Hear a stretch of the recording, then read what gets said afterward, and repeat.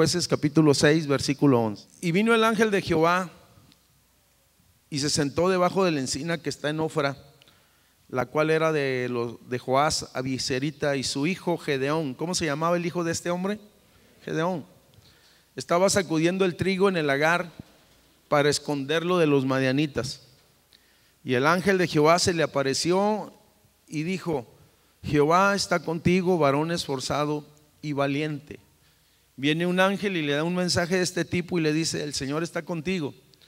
Y entonces Gedeón responde y le dice: Señor mío, si Jehová está con nosotros, ¿por qué nos ha sobrevenido todo esto? ¿Y dónde están todas sus maravillas que nuestros padres nos han contado, diciendo: no nos sacó Jehová de Egipto, y ahora Jehová nos ha desamparado y nos ha entregado en mano de los madianitas?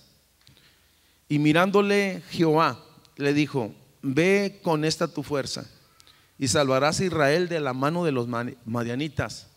Dice: ¿no te envío yo? Ahora nos vamos hasta el versículo 25, por favor. Aconteció que la misma noche le dijo Jehová: toma un toro del hato de tu padre, de los ganados de tu padre, el segundo toro de 7 años, y derriba el altar de Baal que tu padre tiene, y corta también la imagen de Acera que está junto a él, y edifica a Jehová tu Dios en la cumbre de ese peñasco, en el lugar conveniente, y tomando el segundo toro, sacrifícalo en holocausto con la madera de la imagen de Acera que habrás cortado. Entonces Gedeón tomó 10 hombres de sus siervos e hizo como Jehová le dijo, mas temiendo hacerlo de día por la familia de su padre, tuvo temor de que sus familiares lo vieran, y por los hombres de la ciudad, dice, lo hizo de noche. Amén. Quisiera empezar haciendo alusión, hermanos, es que la realidad que nosotros somos el resultado de las generaciones pasadas. Han existido diferentes generaciones, generaciones que han marcado en cierto sentido la humanidad. Si nos vamos al siglo pasado, venimos del 1920 al 1940, 1930. La familia era muy diferente, los principios eran muy diferentes, las formas de ver, la forma de conducirse, pero sobre todas las cosas, en el plano, en el desarrollo interior de la familia había mucho respeto. Ciertamente las familias eran numerosas, eran familias de 10, 12 y hasta más personas. Después de que viene la Segunda Guerra Mundial en 1940 y tantos, hermanos, hay mucha desolación, mucha tristeza. Y entonces aparece otra generación que la llamaron la generación boom, los baby booms. Se puede decir que no tenían papás, que no tenían una influencia, que eran muchos huérfanos, muchos de ellos, muchos fueron marcados por la violencia.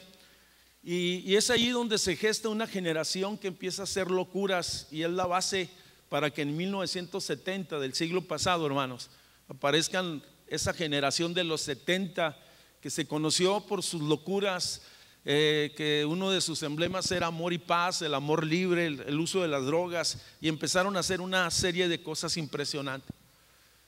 Cabe mencionar que en esa época, hermanos, se le llamó la época de las locuras, y muchos de esas personas que fueron influenciadas por esa cultura de aquel entonces, hoy algunos de ellos son presidentes de las naciones, son empresarios, son personas que recibieron esa influencia, si se puede decir de esa manera. Llegó los años de los 80, la generación de los 80, la generación de los 90, si se puede decir. Y cuando se habla de los años de los 80, se dice que hubo un avance tecnológico, hubo una serie de cambios en las naciones, en los pueblos, en la política, en todos los aspectos, si se puede decir. Y si hablamos tecnológicamente, hermanos, la ciencia se multiplicó, las comodidades, pero también la filosofía y el pensamiento de los hombres. Llegamos hasta los 90 y se le conoce como la generación milenio, y la realidad es que pues la mayoría de los que estamos aquí, aunque algunos son jóvenes, pues ya han experimentado, y algunos no conocen el antecedente de las otras generaciones.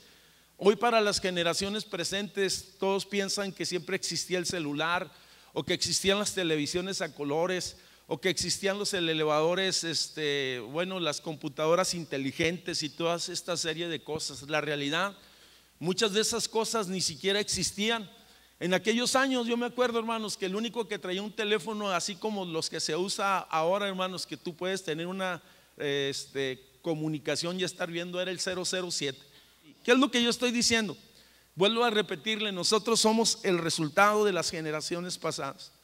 A lo mejor estoy hablando generalidades, la influencia, y permítame decirle que una generación influye sobre las familias y una familia influye sobre las personas. Se lo voy a decir nuevamente, la generación tiene el potencial de influir sobre las familias y las familias tienen el potencial de influir sobre las personas. Yo quisiera decirle que lo que hoy comienza con nosotros continuará con nuestras generaciones. Se lo voy a repetir porque es muy importante. Lo que hoy suceda conmigo, hermanos, lo que hoy suceda conmigo en mi casa va a continuar con tus generaciones. Permítame decirle que este es un patrón que se ha repetido por familias y por generaciones. La realidad es que a lo mejor la situación que nosotros estamos viendo en el plano familiar no nos gusta. La situación que estamos viendo nosotros en el plano nacional a lo mejor no nos gusta. O lo que estamos viendo, hoy se habla mucho de globalización, de comunicación, y lo que está sucediendo en el mundo no nos gusta. Permítame decirle que hubo generaciones anteriores que la Biblia registra donde los ambientes no eran los mejores, inclusive que había situaciones muy difíciles. Y si nos vamos hasta el tiempo de Noé, precisamente es un hombre llamado Noé, oye, que él decide salvar a su familia, construye un arca, creo que usted conoce la historia. Oye, y él construyó esa arca y su familia fue salva. ¿Qué estoy diciendo? Que este hombre se preocupó por su casa, se preocupó por sus generaciones. No se subió al arca solo, hermanos, ciertamente me refiero, no dijo yo voy solo y que los demás se queden. No, llevó a sus hijos y posteriormente, Dios empieza una nueva generación con Noé. Pasaron los años y nosotros nos encontramos con la historia del pueblo de Dios y específicamente con Moisés. Su pueblo estaba cautivo en la tierra de Egipto y Moisés es usado para que su pueblo sea liberado de la esclavitud. A Moisés le tocó ver cómo sus hermanos, eran castigados, eran oprimidos en los campos, en los hornos de Egipto, hermanos. Y él deseó un cambio para su pueblo y para su generación. Posteriormente Dios lo llama, Dios lo usa. Y ese pueblo vino a experimentar la liberación nacional. Podemos decir, hermanos, de otra persona que se llamaba Nehemías. Nehemías ve que su nación en otra época, ve que su nación está desolada, su pueblo destruido. Y él decidió hacer algo por su casa. Dígale al que está enseguida, necesitamos hacer algo por nuestra casa. Vuelvo al punto. A lo mejor tu casa está desolada, a lo mejor tu casa está en opresión, a lo mejor tu casa hay ataduras espirituales y alguien tiene que hacer algo. Nehemías entonces vio que la ciudad de sus padres estaba destruida. Y entonces él en 60 y tantos días Dios lo usó para levantar los muros de Jericó y así proteger a su casa. ¿Qué estoy diciendo? Nehemías decidió proteger a su casa. Otro había decidido libertar a su casa y otro había decidido salvar a su casa. Permítame decirle entonces que hoy Dios está buscando hombres, que protejan, que liberen y que salven a sus casas. Sé que existe el plano natural en el cual Dios obra, pero aquí también en la tierra, hermanos, va a usar personas como usted y como yo, en las cuales Dios va a hacer cosas extraordinarias y nos quiere usar a nosotros. Fíjese que hay una época muy interesante o muy triste, como usted quiera verla. Había una generación, y precisamente aquí donde acabamos de leer la escritura en el libro de los Jueces, donde esta generación, hermanos, Dios tenía propósitos, pero ellos eran indiferentes a Dios. Es más, era una generación que estaba inclinada hacia lo malo. El resultado de su alejamiento de Dios es que ellos vivían en pobreza. Quiero recalcar esto. No era cualquier pueblo, era el pueblo de Dios. Estoy diciendo, hermanos, que el pueblo de Dios en un momento de su historia, Jueces capítulo 6, vivió una de las pobrezas más impresionantes.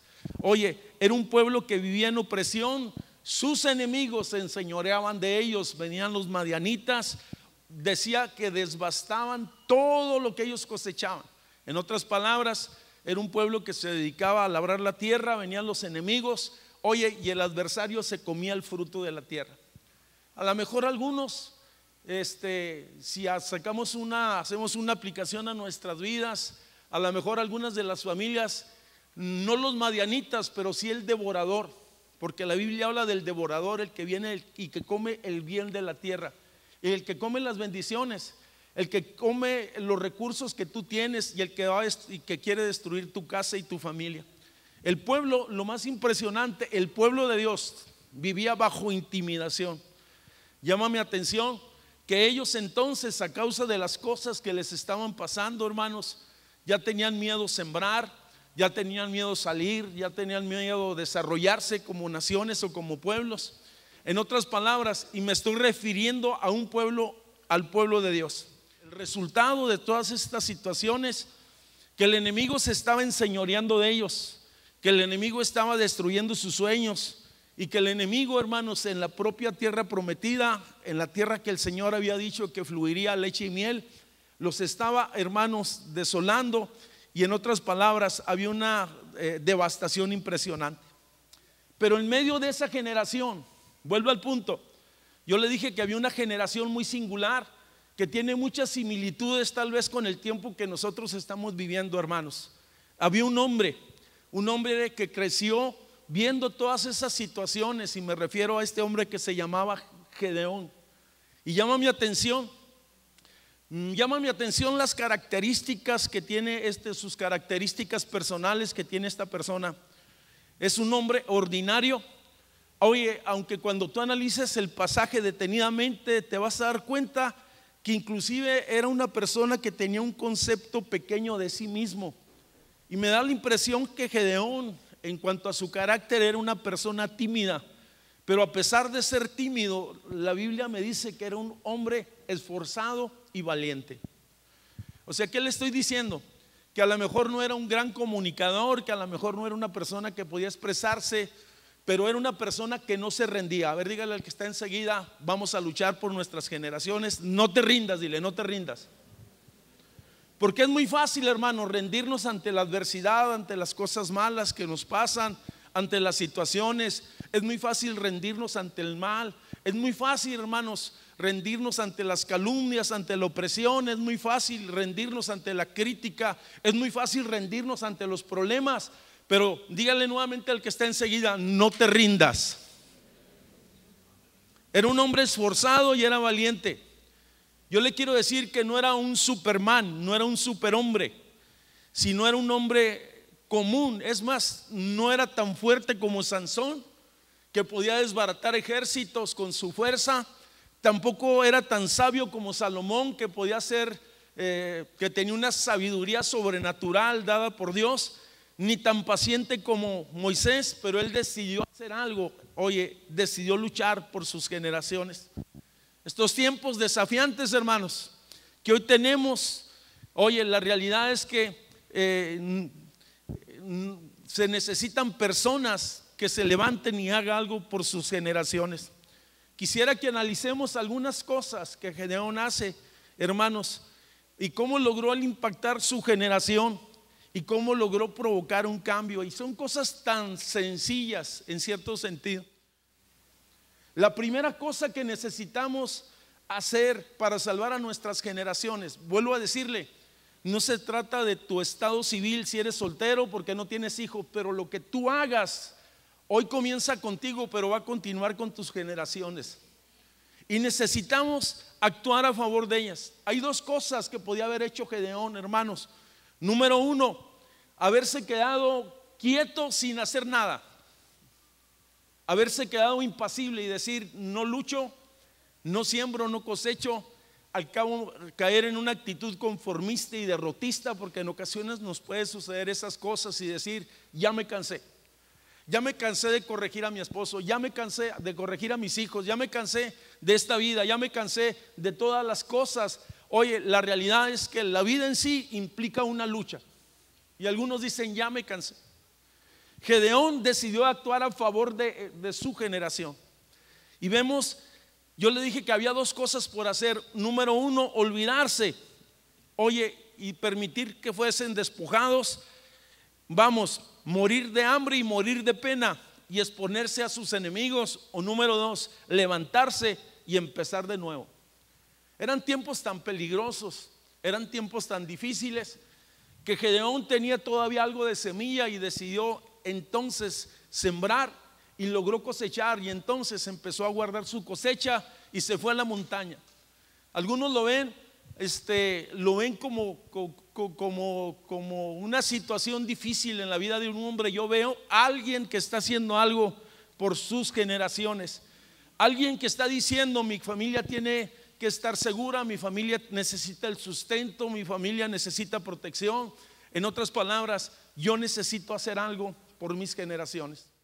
Que en ocasiones, hermanos, por las tantas broncas que tenemos en la vida, nosotros decidimos no hacer nada. Y tal vez tú dices: no estoy haciendo nada. Pues precisamente ese es el problema, que no estás haciendo nada.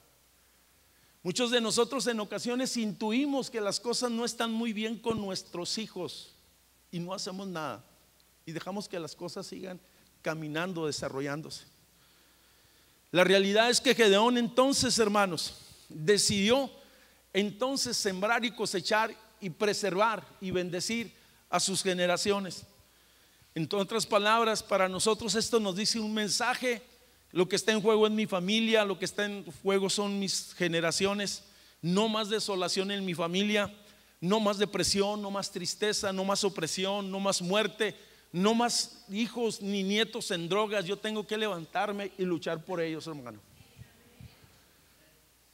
Y yo le quiero decir que nosotros tenemos nuestras armas espirituales.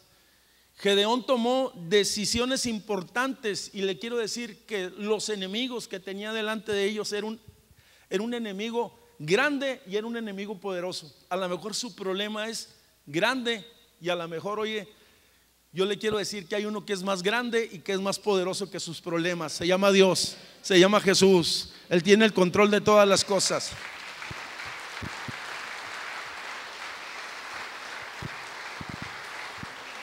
La primera verdad, hermanos: tenemos que hacer algo por nuestras generaciones.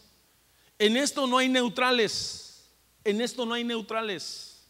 Se lo voy a decir, hermanos. La verdad, no decir nada dice que tomaste, o no hacer nada dice que ya tomaste una decisión.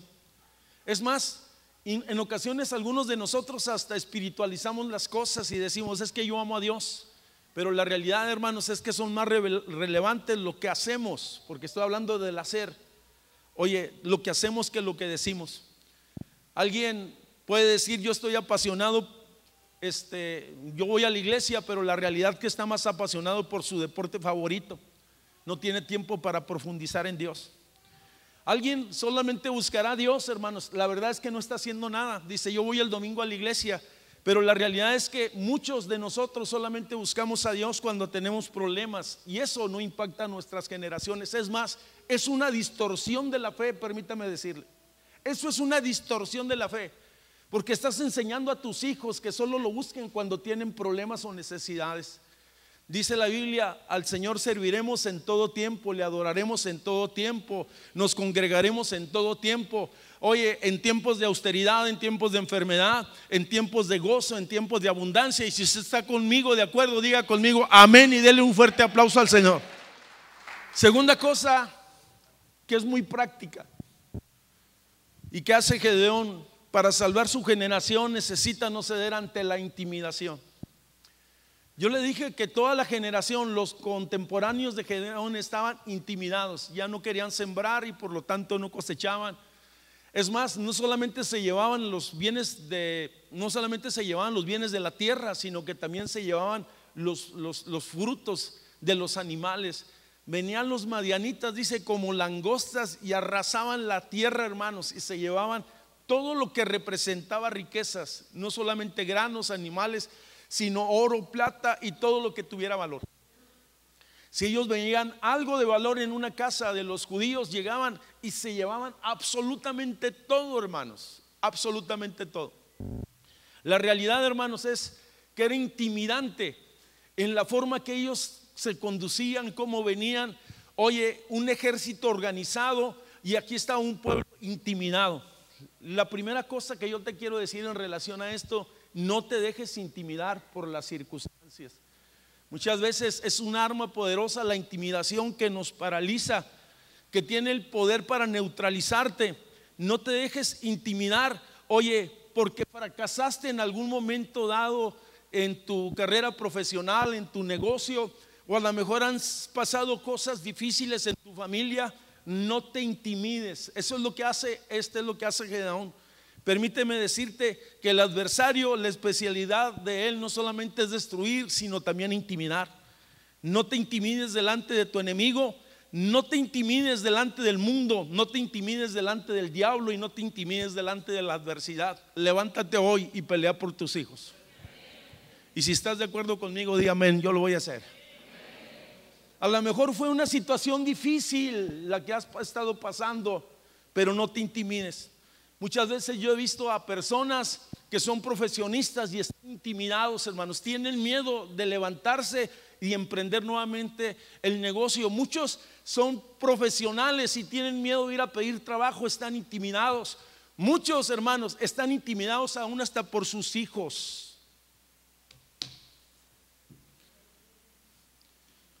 Porque algunos ya han tomado, se han enseñoreado de sus propios padres. No te intimides. Dios te da autoridad y Dios te da la sabiduría para que pongas las cosas en orden en tu casa.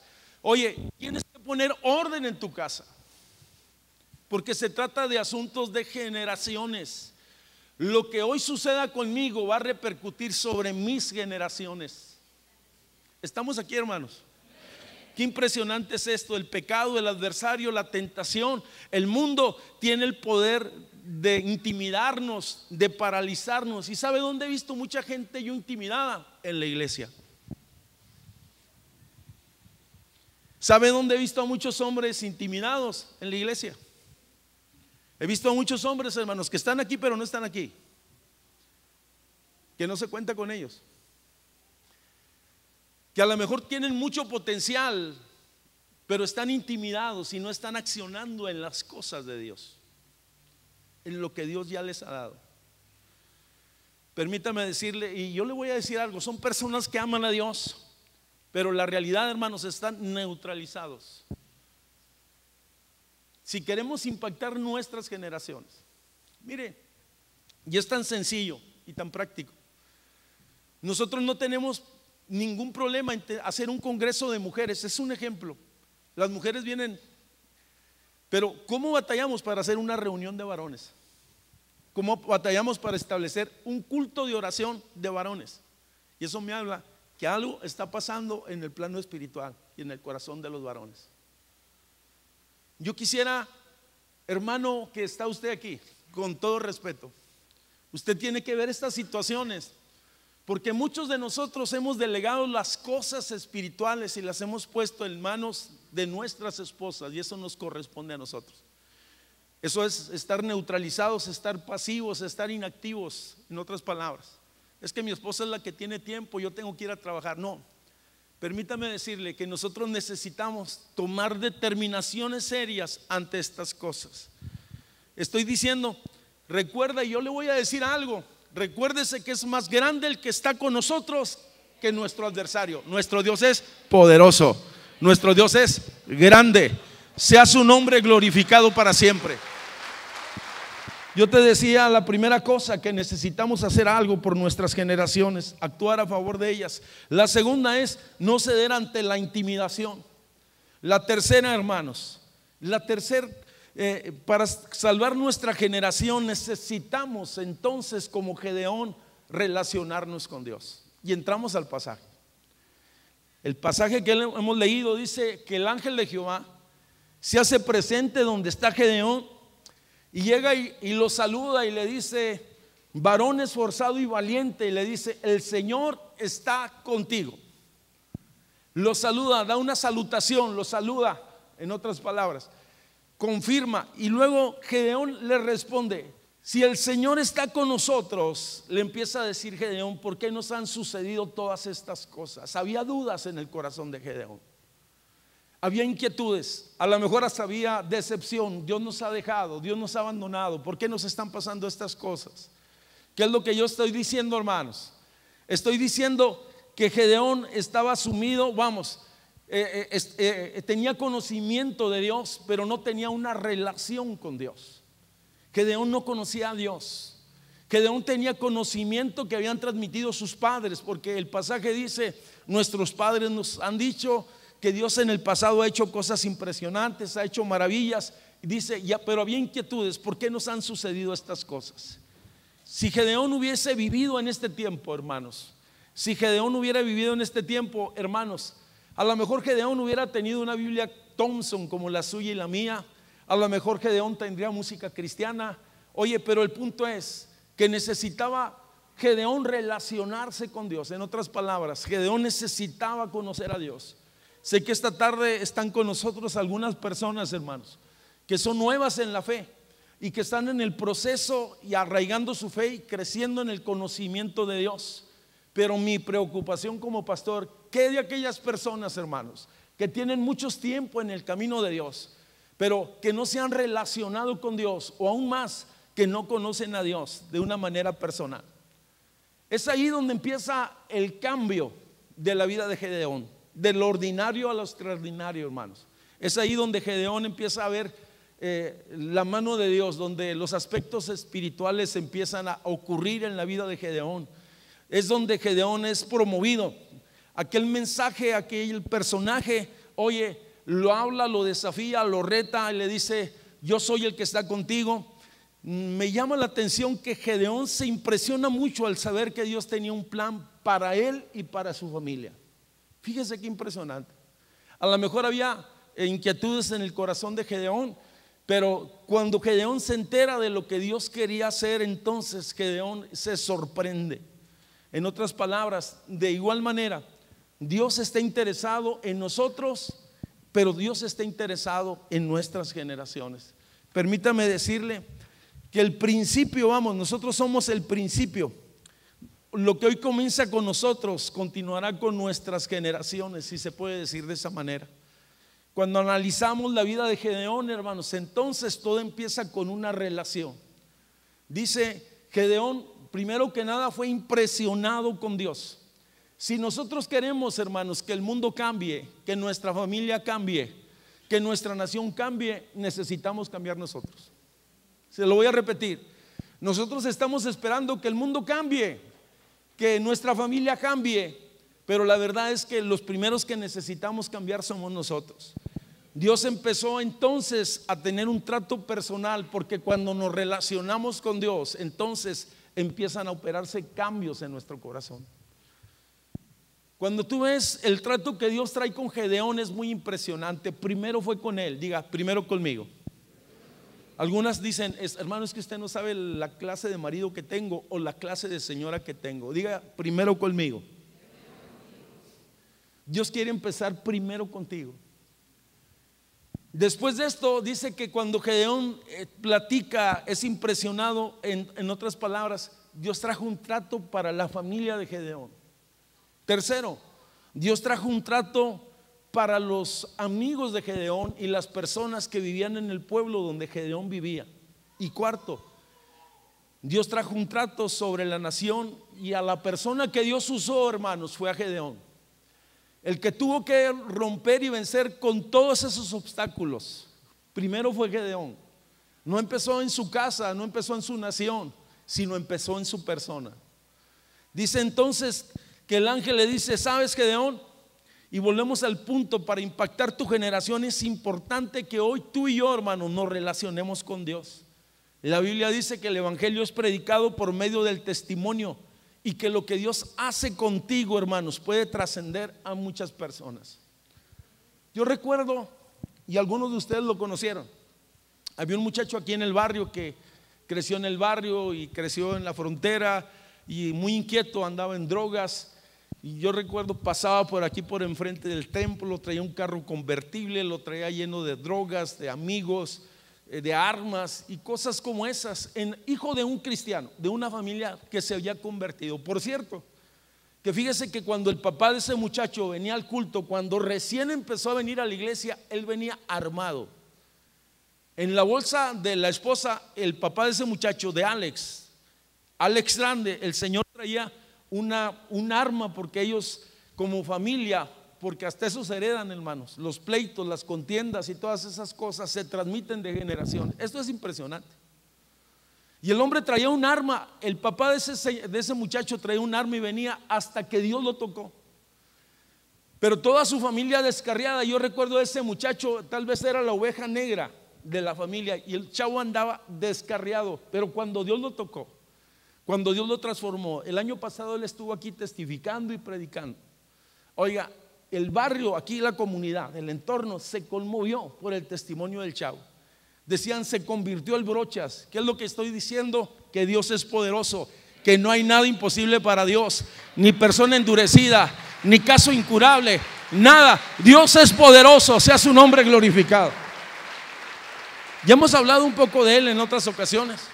Actualmente él es pastor, hermanos, en Estados Unidos. Ya abrió otra iglesia en Guatemala, ya abrió otra iglesia en otra ciudad. ¿Qué estoy diciendo, hermanos? Que Dios va a empezar contigo.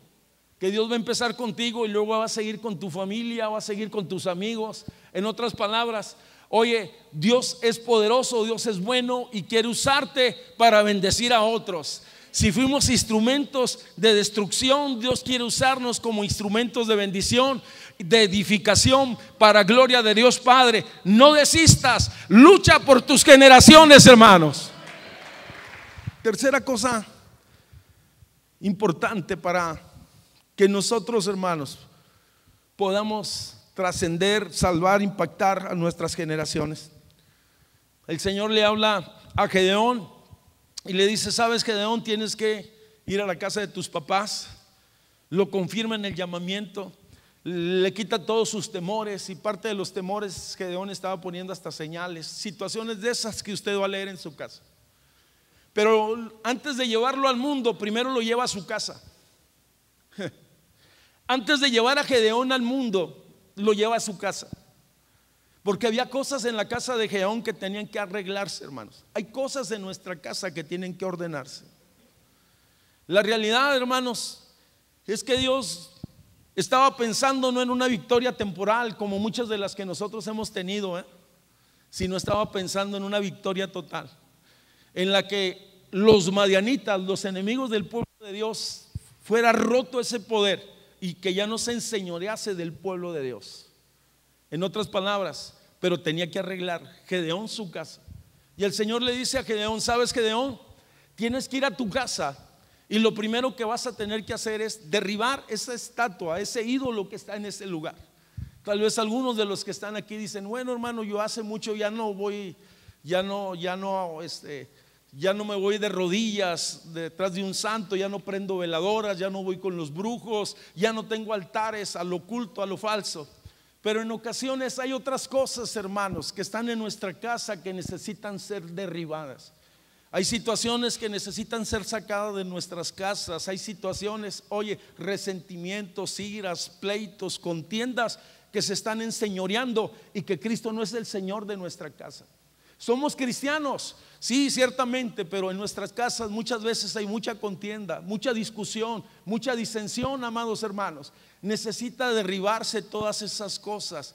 Antes que nada, Dios quiere arreglar nuestras vidas y nuestras casas. ¿Cómo está nuestra relación con nuestro esposo? ¿Cómo está nuestra relación con nuestros hijos? El Señor le dice: Gedeón, ciertamente, si se da cuenta, la casa de Gedeón se había convertido en un centro, en una fortaleza espiritual. Es como si dijéramos ahorita: mira, era tan impresionante, era tan famoso como San Judas Tadeo o como el Tizonazo, hermanos. Todo el mundo iba para allá buscando respuestas en lo falso, en lo oculto, en lo que no es verdadero, en lo que Dios reprueba. Y si hay personas que están aquí que no conocen a Dios, oiga, déjeme decirle que Usted tiene que relacionarse con Dios. Ese es el punto que estaba hablando anteriormente. Necesitamos relacionarnos con Dios a través de Jesucristo, recibirlo a Él como nuestro Señor y como nuestro Salvador. Y cuando el reino de Dios llega a nuestra vida, a nuestra casa es impactada. Oye, podemos perdonar, podemos abrazar, podemos bendecir, podemos avanzar. Sea su nombre glorificado, porque Cristo es amor, Dios es amor.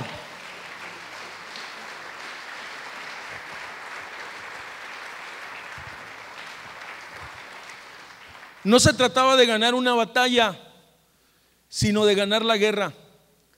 Dios quiere que tengamos, oye, victorias completas, y desde el punto espiritual la Biblia dice que somos más que vencedores por medio de nuestro Señor Jesucristo. No son por nuestras fuerzas, sino es a través del sacrificio y de lo que Dios hizo. Gedeón entonces, hermanos, tenía un enemigo grande y poderoso delante de él. A lo mejor sus problemas son grandes, pero no son más poderosos que nuestro Dios. Se lo voy a decir, a lo mejor sus problemas o lo que usted está viviendo hoy es un problema grande, pero no es poderoso o tan poderoso como lo es Dios. Nuestro Dios es poderoso. Dije, nuestro Dios es poderoso. Yo siento la presencia de Dios.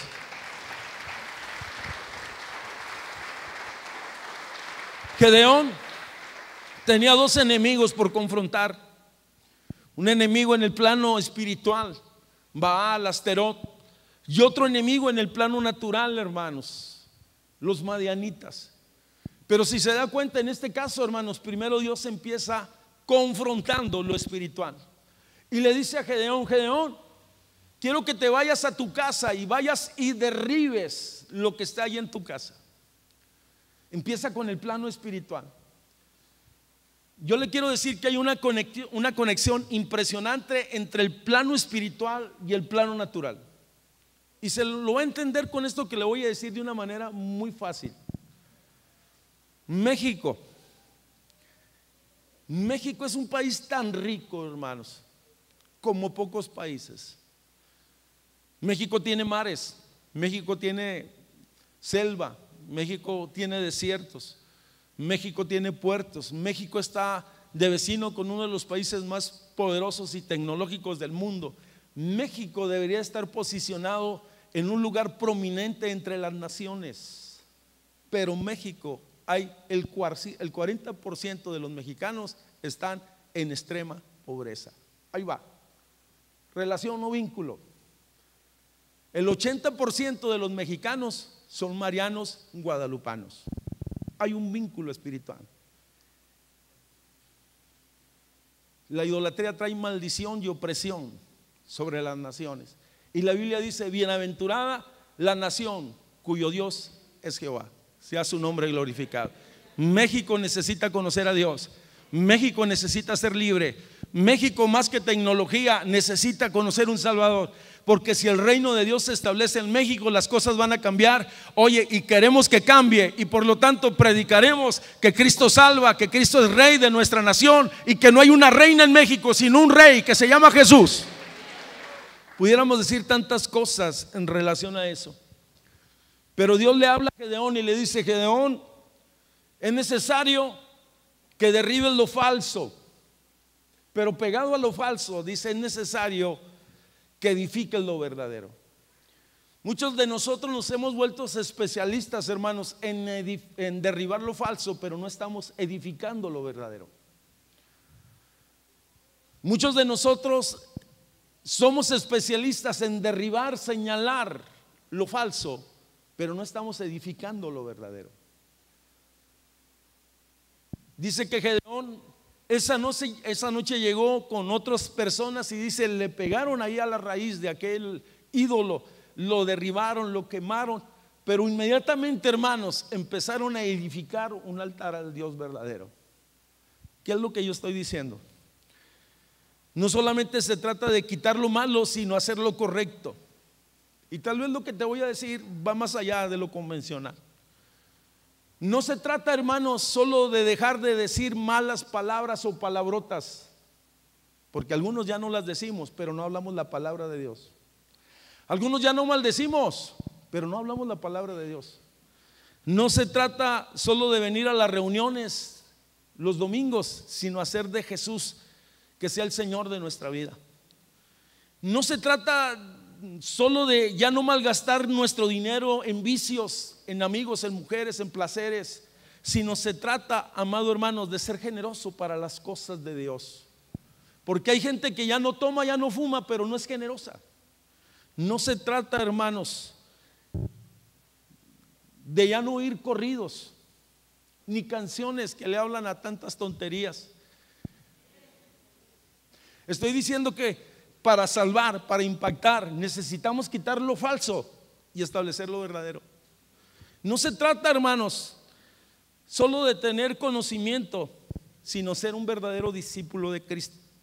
No se trata, hermanos, y esto va para la casa, para nosotros, no se trata solamente de estar señalando a nuestros hijos sus errores y decirle está mal, no vayas, no toques, no gustes, cosas como estas, hermanos, sino se trata de abrazarlos, bendecirlos, orar por ellos, conducirlos, instruirlos. Porque nosotros nos la pasamos más tiempo regañándolos que instruyéndolos. Ese es el problema. Se trata de quitar lo falso. Algunos de los papás dicen, no, es Super Nintendo, todas esas cosas, vamos a quitarlos de la casa, pero no juegas fútbol con ellos. No se trata, amados hermanos, de señalar los errores de tu esposo o a tu esposa que se equivocó y lo estás criticando y mortificando por los siglos de los siglos. Amén. Y que están metiendo ahí y recordándole, sino se trata de perdonar y reconocer que ha hecho cosas por ti y por tu familia. No se trata, hermanos, solamente de echar fuera demonios, reprender potestades. Y eso es parte de la vida del creyente, confrontar lo malo, lo negativo, porque no tenemos lucha contra carne y sangre, sino con principados. Pero necesitamos establecer casas fuertes y casas de oración. Oye, y que nuestra casa se abra para un lugar de bendición. Se derrumbó aquel punto de adoración falso en la casa de Gedeón, pero se levantó un altar de adoración las 24 horas en el lugar. Oye, y dijo Gedeón, ya no se adorará más a lo falso, sino se adorará al Dios verdadero. Mi casa y yo serviremos al Señor.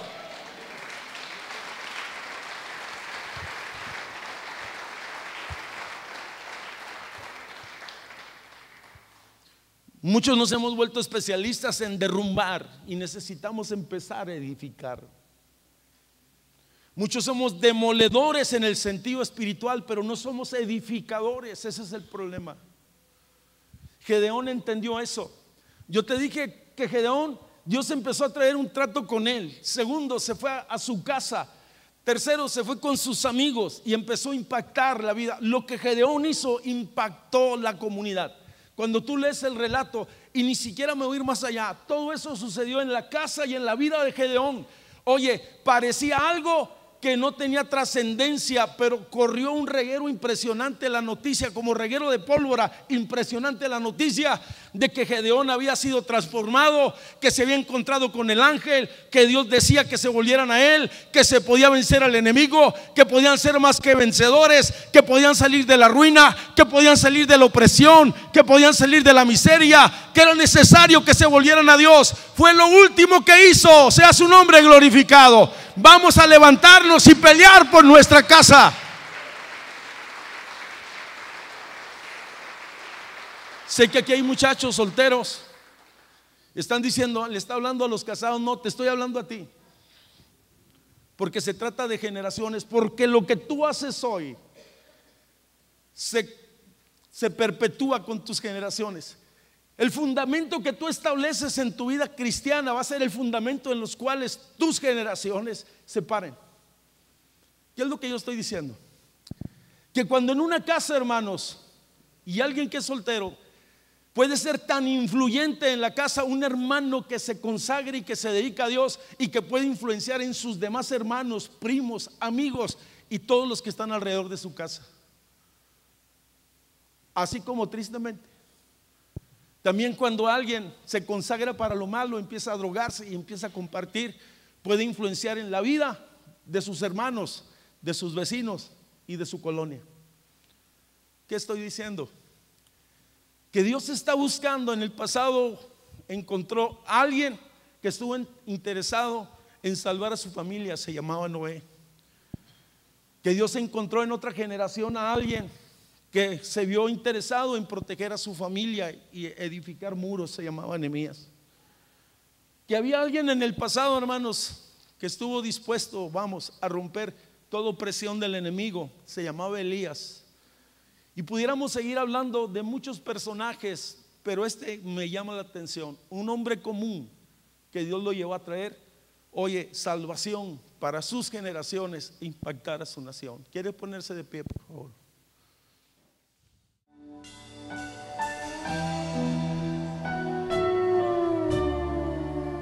Dios soberano, sin pecar, te adora toda tu creación. Delante de tu trono cae a ti toda adoración. En sufrimiento